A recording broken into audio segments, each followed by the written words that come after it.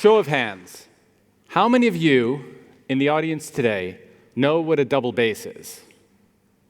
Of those people, how many of you can actually describe one without saying that big thing? Already a smaller percentage of the general population. Let's make that level of refinement our goal for today. To do so, we'll start with the violin. Everybody knows what a violin is. Even if you live in a little cave, you come out now and again, and most likely you've bumped into a violin somewhere or other. You probably also know what a cello is. Maybe you even know the instrument between a violin and a cello called a viola. If you don't, however, you really shouldn't beat yourself up. Those able to differentiate a violin from either a viola or a stick mixer, for that matter, is already a rather small percentage of the general population. The double bass is the lowest of the orchestral string instruments, that being violin, viola, cello, double bass, respectively. Outside of the orchestra, basses can also be found in jazz bands, blues ensembles, combos, klezmer bands, and various other musical constellations.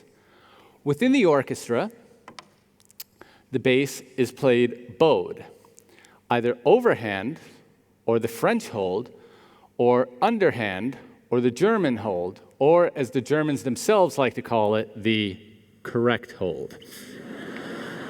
Why those of us outside of France and Germany play the bow holds we do has more often than not to do with what our teachers played and what their teachers played, and so on and so on. By the way, in case you're wondering why the instrument is called the double bass, it is not because it is twice as big as a normal bass, which if you hang out with bass players, you know there is no such thing as a normal bass, but it is rather to signify that it plays twice as low as the cello, or that it doubles the cello line.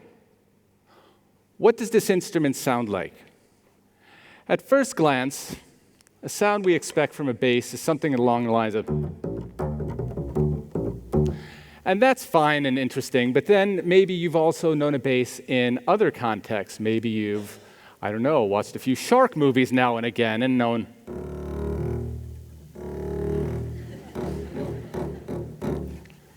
Trivia for today is a former teacher of mine actually was the bass player for Jaws. He had come back from a recording session in New York and said, "You wouldn't believe it, I got paid today to play 2 notes." Both of those contexts aren't really much more than we would expect to hear from a tuba. Now, if there's any tubists in the audience, please, I'm sorry if you take exception to this, but let's be honest. When preparing this talk, Microsoft Word didn't even recognize tubist as an actual word. But I'm thankful for the tuba, because if it weren't for the tuba, I actually wouldn't be standing here today.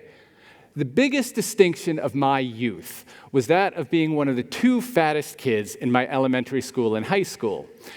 So the question is, what do you do with the fat kid to keep him from watching Knight Rider reruns all day?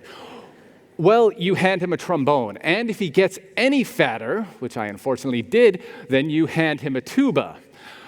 I played both, but unfortunately practiced neither. It wasn't until I discovered the double bass at the late age of 17 that it actually interested me enough to practice it and eventually attend conservatory in New York, and then eventually decide, well, the classical music isn't narrow if the bass isn't narrow enough, I need to study the historic bass, which is what this instrument is, and I came here in Basel in 2004 to do so.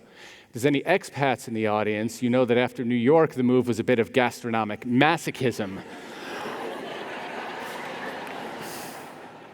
The upside is that I now get to live in one of the most culturally rich and beautiful European cities, which, let's face it, is really not such a bad fate for a fat kid from the Catskills and Long Island.